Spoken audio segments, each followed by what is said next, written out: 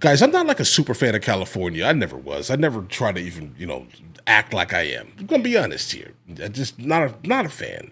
But guys, in this instance with the water towers, guys, I don't know if that's even an issue. It's a non-issue. It's a non-issue specifically. Now, I'm not sure they could even control that. Like, think about this here. There are individuals who decided to build at a high elevation. I think we have to kind of understand how gravity along with water towers work, right? Obviously, there is some type of pumping station or system or something, probably at the base of the mountain, right? Most likely, that's pumping water to a secondary reservoir at the top of the mountain. I'm guesstimating how this works here. And then obviously, based off of like trickle feeding, it's feeding the fire hydrants. But if you're utilizing 15,000 gallons of water an hour, but via gravity, it's only able to put back basically 10,000 gallons. You're always going to be at a deficit. So I'm not sure that this could have been anyone's fault, other than I guess not having a large enough reservoir at the top of the hill, let's say, to feed said fire hydrants. And again, I'm not saying this to stand up for or even protect at all Gavin Newscomb. We're not doing that. Not over here. Right? But it sounds like that's probably going to be the reasoning. Because we have to kind of understand the science of the thing that everyone is complaining about, at least. There's just no way at all to put blame, at least, on anyone, really. Because, I mean, again, it's like a once-in-a-lifetime thing. This wildfire is much larger than it should be, normally, at least, guys, right? And a lot of these fire hydrants specifically are set to used to basically put out one singular house, let's say, not gigantic wildfires, guys.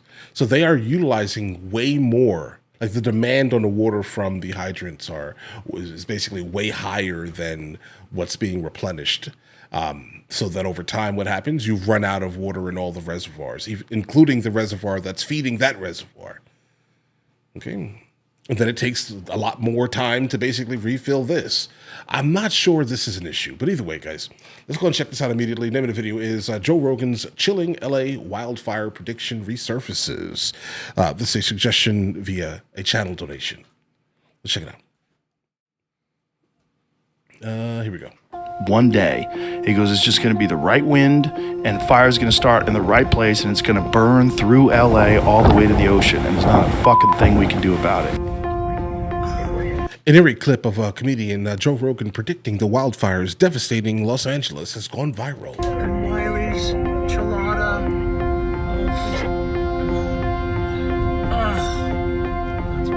Wow, dude. Okay, speaking to comedian Sam Motrell, right, on his show in July 2024, Rogan recounted being evacuated from his former LA home 3 times due to wildfires.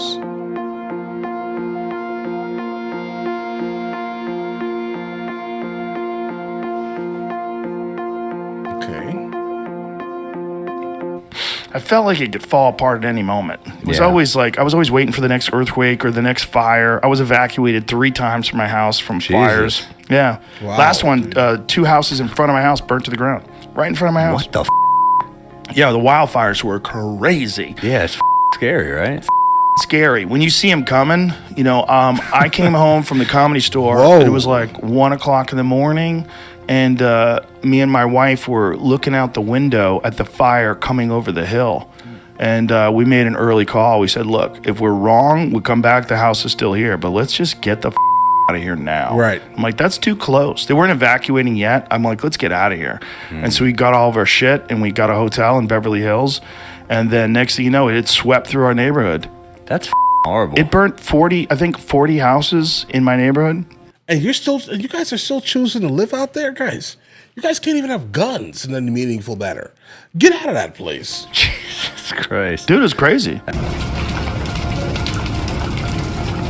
Rogan continued explaining a chilling warning he received from a firefighter, which aided his decision to relocate his family and show to Texas. Dude. I don't wish this on anybody. It was weird, man. And when you see the walls of flame that are from the left to the right, everywhere you can see is flames. You see houses going up. It's spooky, man. It's spooky like a horror movie. I talked to a fireman once. He was telling me, he goes, dude, one day, he goes, it's just going to be the right wind and fire's going to start in the right place and it's going to burn through LA all the way to the ocean and there's not a thing we can do about it. I go, Really? He goes, yeah, we just get lucky. He goes, we get lucky with the wind. He goes, but if the wind hits the wrong way, it's just going to burn straight through LA and there's not going to be a thing we can do about it. Because these fires are so big, dude. When they're talking about like thousands of acres that are burning simultaneously. Okay, so it wasn't him that predicted it. It was a firefighter that told him, hey, listen, bro, if things happen in the right predicament, things are going to get spicy. With like 40-mile-an-hour winds. And the wind's just blowing embers through the air, and those embers are landing on roofs, and those houses are going up, and they're landing on bushes, and those bushes are going up, and everything's dry. And once it happens in a way where it's so spread out that there's nothing they can do. There's nothing they can do. You just have to evacuate, right? Nothing.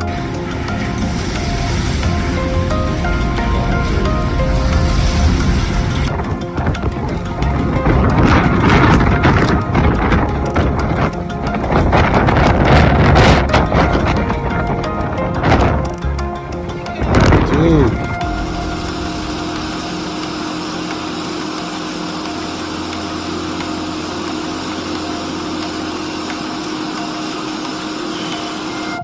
One day. Guys, this is such a frustrating thing, guys.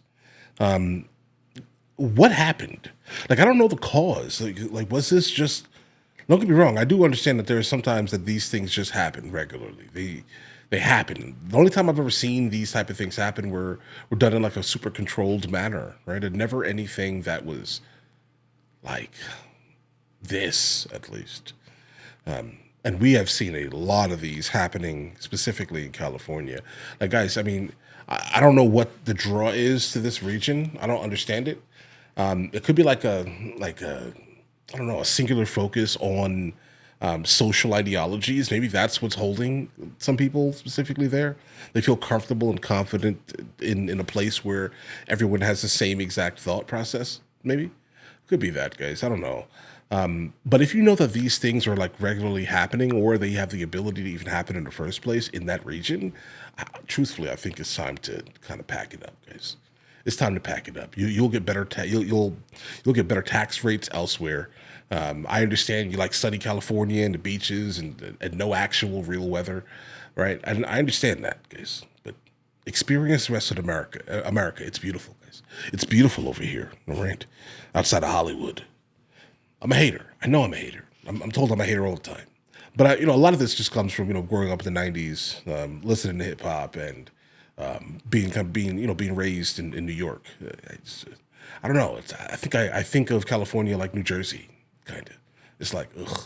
But I definitely would not wish at all, what's happening out there to be happening to the people there, because I'm sure listen, all jokes aside and things like that, guys, they shouldn't have to deal with this. To be honest, but it's also I also cannot blame the governor for this. I know a lot of people are. I understand that, right? But I'm not even sure what FEMA is going to be able to do about this. To be honest, mansions, bro, like their budget. How about this? Biden asked for $40 billion. Congress said no, that's too much money, and basically gave FEMA $27 billion for the entirety of the country, okay, for the whole year. That's what happened here, guys. So, this right here is going to completely obliterate FEMA's budget. And we're about to go into hurricane season in the Carolina Alley, coming up into tornado season, probably in a month or two, 3 months or so. All right, so just keep that in mind. We have an issue here. All right. So hopefully this does not utilize the entirety of the budget. Hopefully the, one of the richest states in our union, California, can actually, pay to fix some of these things, guys. Right?